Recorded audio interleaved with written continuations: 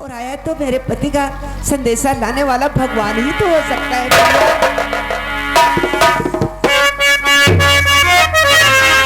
करवा चौथी का मैंने रखी हूँ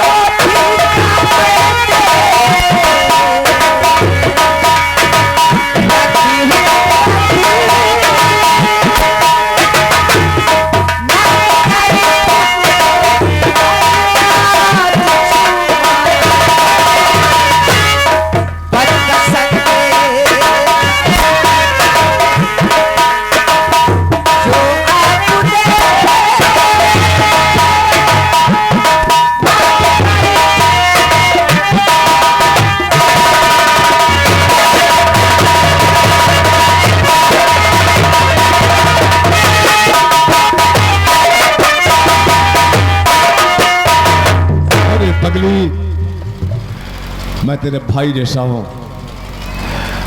बहन भाई का पैर नहीं पकड़ती,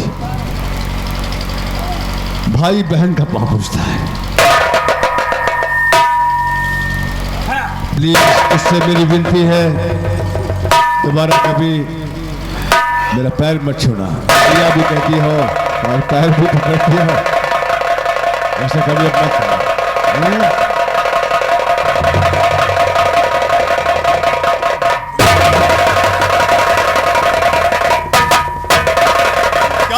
आप लोग ये क्या हो गया आप लोगों को? आखिर सब लोग इस तरह क्यों मुझे बिलीव कर रहे हैं? क्यों मुझे बार बार नरक में डाल रहे हैं आप? नहीं बेटा। कौन है आप? ये हालत तो आपकी। कौन है आप बाबा जी? बेटे के इंतजार में ऐसी हालत हो गई है।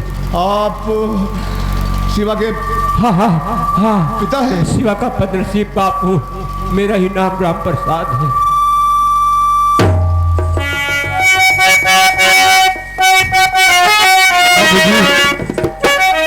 आप शिवा के पिता हैं और मैं आपके बेटे का दोस्त हूँ। हाँ, मेरे बेटे तो जैसे। आप भी तो मेरे पिता जैसे हुए। हाँ, बाप बच्चों का पैर नहीं छूता है, बच्चे अपने बड़ों का पैर छूकर उनसे आशीर्वाद लेते हैं और बड़े उन्हें आशीर्वाद देते हैं। इसलिए आप मेरा पैर छुएंगे तो मुझे नर्क में भी ठिकाना नहीं बेटा, मिलेगा बाबूजी। प्लीज इसलिए तुम्हारा पैर छुआ हूं कि आज हमारे घर श्री कृष्ण भगवान आए हुए एक विदुर के घर। इसलिए मेरे बेटे का संदेशा लाए हो तुम, आज तेरे मुखड़े पे लो प्यार।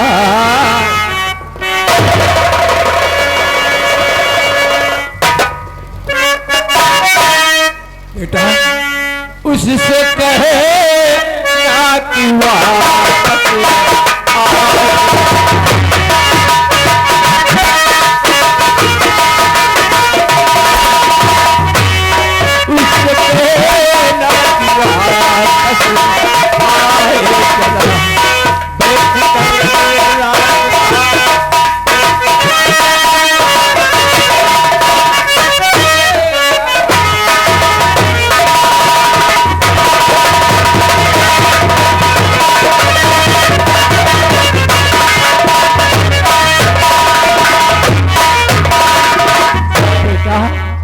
मेरा शिवा ठीक तो है, आता क्यों नहीं?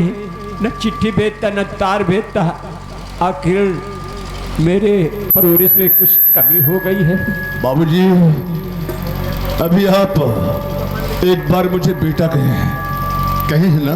हाँ बेटा, बेटा ही कहूँगा, मेरे बेटे का दोस्त नहीं इसलिए बेटा ही है। बेटा कहते हो तो अच्छा लगता है मुझे बहुत। लेकिन बेटा अगर अपने बाप से कोई जायज जिद करे तो पिता को मानना चाहिए ना। हाँ जरूर। देखिए, आप घर के बुजुर्ग हैं, शिवा के पिता हैं, मेरे भी पिता तुल्य हैं, इसलिए आपसे मेरी हाथ जोड़कर एक विनती है कि आप जो इस तरह रो रहे हैं, इस तरह ये पागलों की तरह हालत बनाए हुए हैं, कभी सोचा है आपने कि आपकी इस रोने का और ये पागल जैसे बनकर घूमने का असर इन बच्चों पर क्या पड़ेगा? कभी देखा इनकी तरफ घूमकर? नहीं देखा ना, नहीं देखा। अरे आप इस तरह रोएंगे, बिलखेंगे, तड़पेंगे, पागलों की तरह इधर घूमेंगे, ये बच्चे क्या सोचेंगे? इनके दिल में तमाम गलत फहमियां पैदा होगी। आपकी बहू जिसे आप बेटी समझते हैं वो क्या सोचेगी कि कहीं मेरे पति को कुछ, सॉरी बेटी आपसे बोलती है, आप वादा करिए कि आप रोएंगे नहीं। लक्ष्मी बहन, बेटे के इंतजार में मेरी आंखों को धुंधली कर दिया है। आज तुम्हारी आंखों में अपने बेटे की तस्वीर देख रहा हूं कि जैसे मेरा बेटा शिवा हमारे सामने खड़ा और कह रहा है कि बाबूजी, बाबूजी, मैं तो आपके सामने खड़ा हूं।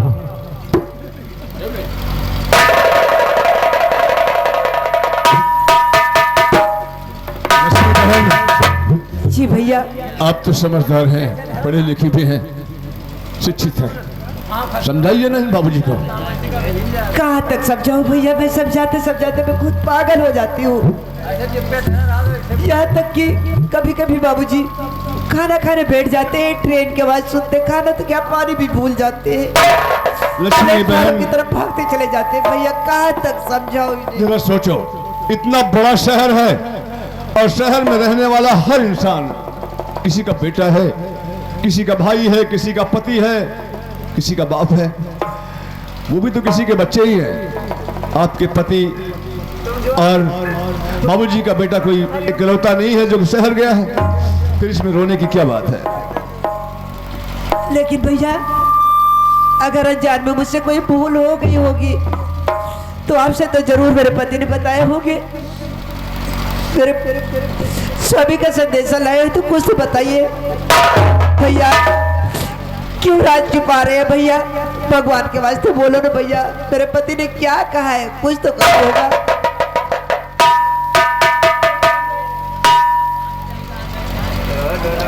भैया कहकर पूछ रही हो, एक बहन अपने भाई से कुछ पूछे, कुछ जानना चाहे और भाई सच ना बताए, उसकी जुबान कट के गिर जाएगी। मैंने तुम्हें बहन कहा है, तुमने मुझे भैया कह के पुकारा है, तो सुनो बताता हूं। मां कसम लक्ष्मी बहन, अपनी जान की कसम खा के कहता हूं, आपके पति शिवा ने मुझे जो भी बताया है, जो भी कहा है मुझसे, मां कसम उसकी हर बात को मान गया हूं और उसकी हर बात को मानकर तो इशारा हो गया। पर क्या कहा है भैया, बोलो उन्होंने? शिवा ने जो कुछ भी है बताया मुझे और उसकी हर बात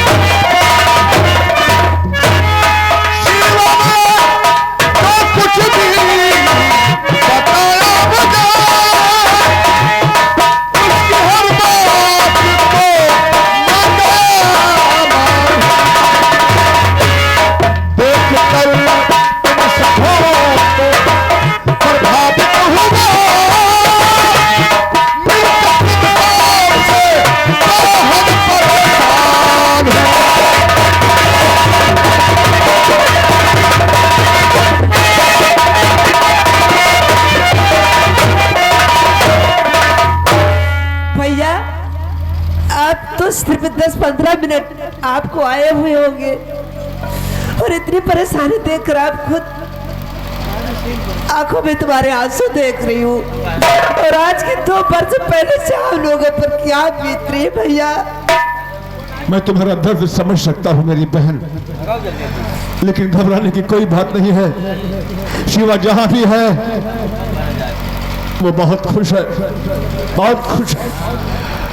और मैं भगवान से ही विनती करता हूं, दोस्त हूं उसका ना, इसलिए रात दिन भगवान से दुआ करता हूं कि हे भगवान, मेरा दोस्त शिवा जहां भी है उसे खुश रखना, उसे कोई दुख ना होने पाए। लेकिन भैया फिर एक बात कहती हूँ भैया कि जान में सब इंसान से गलती हो ही जाती है। अगर कभी मुझसे गलती हो गई हो तो मेरे पति से कहना मुझे माफ करके घर चले आओ। मुझे ऐसा नहीं लगता है कि मेरी बहन लक्ष्मी इसकी कोई गलती हो सकती है। कोई शिवा तुमसे नाराज नहीं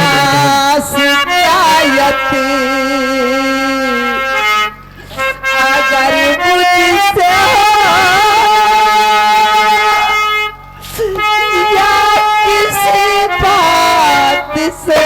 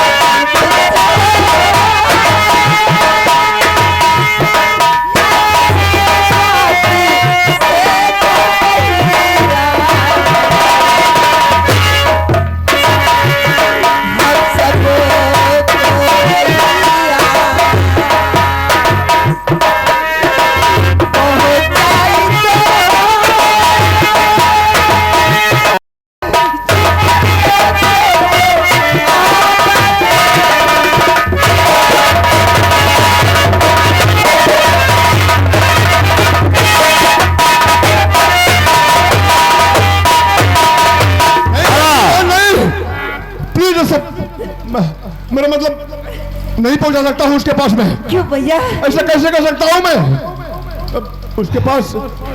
उसके पास आप लोगों के लिए जगह नहीं है। हाँ भाइयों, कहानी पर ध्यान दीजिएगा। शिवा की पत्नी हाथ जोड़ जोड़ कर विनती कर रही है, बार बार कह रही है कि अगर मुझसे कोई गलती हो गई हो जिस कारण से वो घर नहीं आना चाहते तो हम लोगों को भी वही भेज दो जहां से वापस नहीं आना चाहते।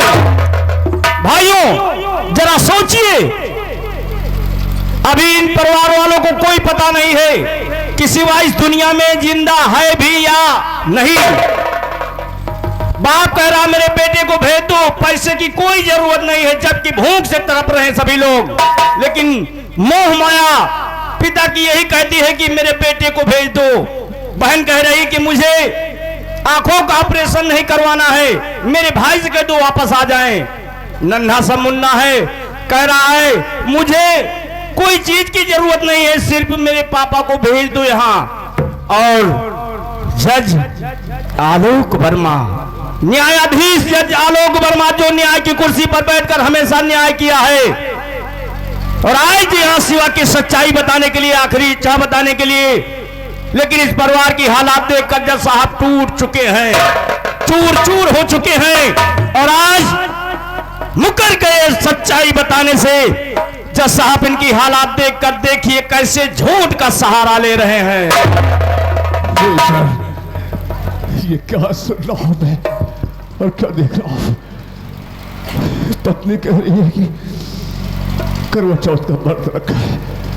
अरे मैंने तो सुना है कि करवा चौथ का व्रत पत्नी सिर्फ अपने पति की लंबी उम्र की कामना करने के लिए रखती है और उसी का चेहरा देखकर अपना व्रत तोड़ती है। लेकिन इस बेचारी को तो ये भी पता नहीं है कि इसका व्रत अब कभी नहीं खुलेगा, कभी नहीं आएगा इसका पति। अब कह रही है कि अगर वो किसी बात से नाराज है, नहीं आना चाहते तो उन्हीं के पास हम सबको भेज दो। कहाँ भेज दूं मैं? कैसे भेज सकता हूं? नहीं भेज सकता। अरे लक्ष्मी बहन, क्या पागलों जैसी बात कर रही हो? जरा सोचो, तुम्हारे पति की कोई गवर्नमेंट सर्विस तो है नहीं शहर में, रोजमर्रा की नौकरी करता है, मेहनत मजदूरी करता है, खुद के रहने का ठिकाना है या नहीं भी इसे भगवान जाने। मुझे भी कोई खास पता नहीं इस बारे में क्योंकि वो मुझसे काफी दूर है। अब उसके पास इतनी जगह कहाँ है जो तुम लोगों को अपने पास रखेगा वो? इसलिए प्लीज आप लोग यही रहिए। शिवाज नहीं तो कल कभी न कभी तो आएगा ना। और हाँ, आप लोगों को इस तरह रोते बिलखते देखकर मैं खुद इतना इमोशनल हो गया कि भूल गया मैं कितना पागल हूं। मैं भूल गया कि आपके बेटे शिवा ने मुझे कुछ पैसे दिए आते समय और कहा कि मेरे दोस्त ये पैसे घर पर दे देना क्योंकि इन पैसों की घर पर सख्त जरूरत होगी। लेकिन आप लोगों के इस चक्कर में पड़कर मैं भूल गया था। बाबूजी आइए आइए, ये आपके बेटे की कमाई है। अरे नहीं, अभी आप है, इस पर हक आप ही का पहला। देखिए मैंने इन्हें गिना नहीं बाबूजी, मेरे ख्याल से शिवा बता रहा था कैसे कुछ 20,000 रुपए हैं, इसे लीजिए। और उसने कहा कि बाबूजी से कहना कि सबसे पहले अपनी दवा लाएंगे और मुन्ने की फीस भर देंगे, बाकी घर के खर्च में ले लेंगे। अब आप क्यों रोए? देखिए बाबूजी अब तो आपको खुश होना चाहिए, आपके बेटे की पहली कमाई जो है। बेटा मेरे शिवा को भेज देना, क्योंकि मैं बीमारी हालत में रहता हूँ, रात दिन यही सोचता हूँ कहीं ऐसा ना हो कि मैं चल बसूं और मेरा बेटा अंतिम बार मेरा मुंह भी ना देख पाए। क्या पागल जैसी बात कर रहे हैं आप? ऐसा कुछ भी नहीं होगा, आप परेशान ना हो। लक्ष्मी बहन अब मुझे आज्ञा दो, बाबूजी का ख्याल रखना और अपना भी ख्याल रखना।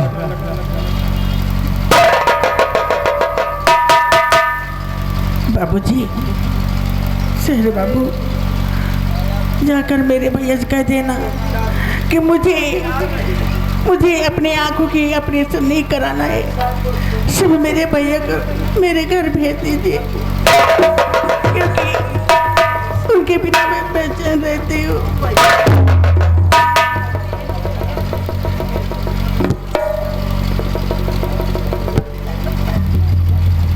मेरे बाबू मेरे पापा से कहना कि मैं अब बड़ा हो गया हूँ, मुझे खिलौने नहीं चाहिए, पापा को घर चले आए। मेरे बाबू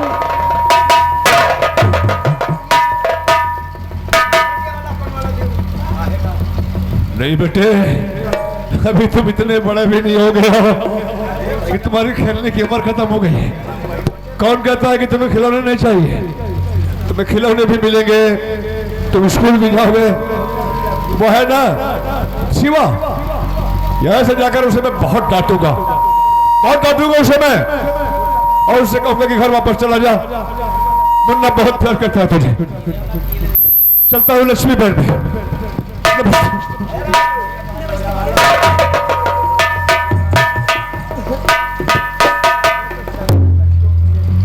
बेटी नहीं बेटी, मत रो मत। देखो शिवा ने 20,000 रुपये भेजे हैं और तुम्हें इस रुपये से घर का सारा खर्च चलाना है। सबसे पहले मुन्ना के पाँव में चप्पल नहीं है, शुद्ध कपड़े नहीं हैं, और राधा बिटिया के लिए कपड़े खरीद देना, चप्पल खरीद लेना, अपने लिए कपड़ा चप्पल खरीदना, और सबसे पहले स्कूल में जाकर मुन्ने की फीस जमा कर देना ताकि इसकी पढ़ाई चालू हो जाए जो बंद है।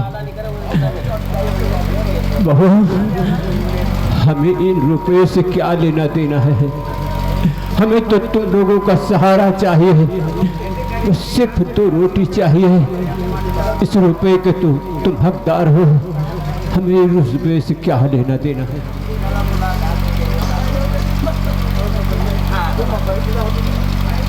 मुन्ना चलो बेटा, राधा को लेकर सुबह होते ही हम लोग बाजार चलेंगे, तुम लोगों के लिए कपड़े लेकर आऊंगी।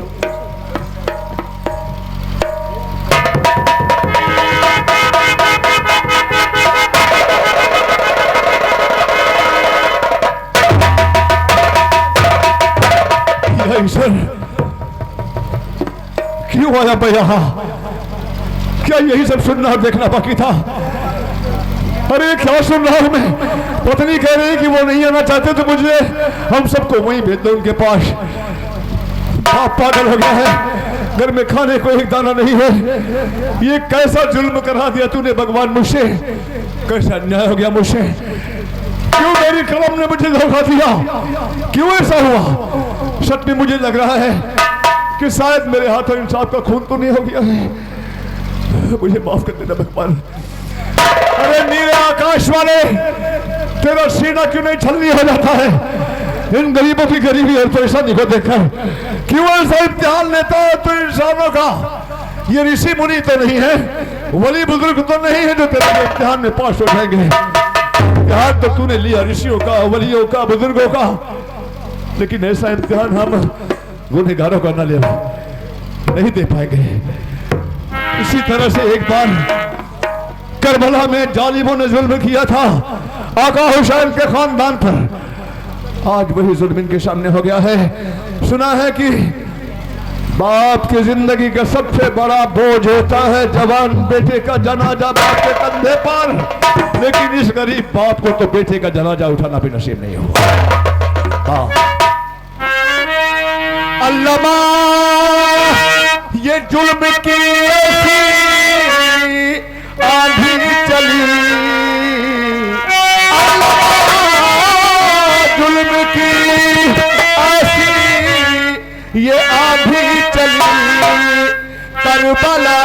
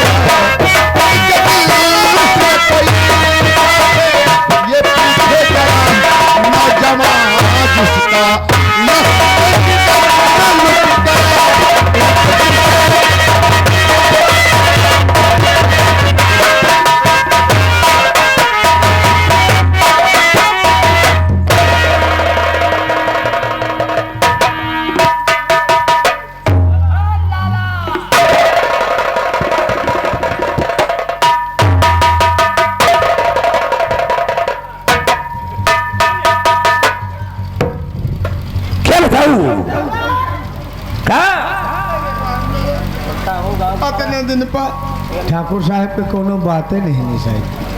ठाकुर साहब तो शायद कहा जानी कहाँ भोला, अभी तक वो वापस नहीं आए। लड़खनऊ से किया? अब लड़खनऊ से नहीं है, अबे लखनऊ से। हाँ हाँ, आओ हम आज चलते हैं अब हमका चप्पल नहीं शिवा के घर। जब आएंगे तो तुमको टायर के चप्पल जरूर मिलेंगे। ठीक है, तेरे वाले चप्पल। आओ हम चलते हैं आज शिवा के घर। चलो आओ। तेरे वाले चप्पल मजबूत हो।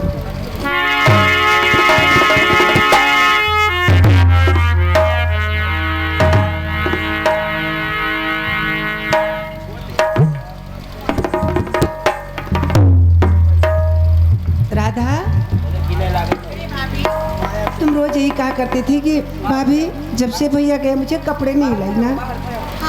नहीं पैसे थे, 25 करके नहीं ले। तुम्हारे भैया ने 20,000 रुपये भेजा है। चलो आज तुम्हें और मुन्ना को बाजार लेके इसी वक्त चलती हूँ। इनमें से 1,000 में तुम्हारे कपड़े हो जाएंगे ना? चलो साइड में हूँ। 1 2 3 4 भाभी वाह माया तेरे 3 नाम, पैसा पैसे परशुराम, गड्डी गड्डी कुर्रा कुर्रा। लाला जी ये पैसे मुझे दे दीजिए। ये पैसे तुम्हें दे दे? जी नहीं, ये पैसे ठाकुर साहब के पास जाएंगे। लाला जी भगवान के वास्ते मैं तुम्हारे हाथ जोड़ती हूँ, ये पैसे मुझे दे दीजिए। ये पैसे तुम्हें नहीं मिलेंगे, ये पैसे खाली ब्याज के हैं, इसलिए ये पैसे ठाकुर साहब के पास जाएंगे।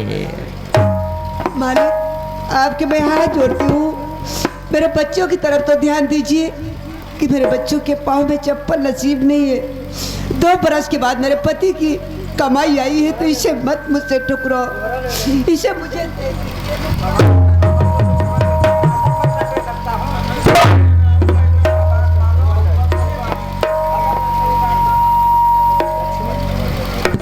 लक्ष्मी, पैसा तो हम तुम्हें दे सकता हूं, लेकिन तुम्हें हमारे लिए एक छोटा सा काम करना होगा। बोलो मंजूर है? मालिक छोटा से काम? छोटा से नहीं, अगर हमारे लिए बड़ा से काम बताओगे तो हम करने के लिए तैयार हूँ। यहाँ तक कि तुम्हारे घर के झाड़ू पोछा चौका बासन कपड़े तक धुलूंगी, पर मेरे पैसे मुझे दे दीजिए। नहीं नहीं लक्ष्मी, ऐसा काम मैं तुमसे नहीं करवाऊंगा। सिर्फ छोटा सा काम है। बोलिए बोलिए। देखिए ठाकुर साहब की हवेली से थोड़ी दूर पर एक गोदाम है, और उसी गोदाम पर तुम शाम को 6 बजे से लेकर के 7 बजे तक आ जाना, और वहां पर एक चौकीदार रहता है, और हम उसे कुछ सामान मंगवाने के लिए उसे बाहर भेज देंगे, और उसके बाद जब तुम आओगी तो गेट खोल करके हम दोनों गेट के अंदर प्रवेश होंगे। उसके बाद में कमरे में चलेंगे, उसके बाद में हम दोनों चले जाओ यहाँ से लाला, चले जाओ लाला। लक्ष्मी, मैं जानता हूँ, मैं जानता था कि फूटे हुए बर्तन में आवाज बहुत जोर से होती है। तुमने लाला के गाल पर तमाचा मारा है, याद रखो, याद रखो लक्ष्मी, इसका बदला हम तुम्हें जरूर दूंगा। लाला, बात कर डालूंगा। लाला, अगर मेरे माँ को कुछ कहा ना तो ठीक नहीं होगा।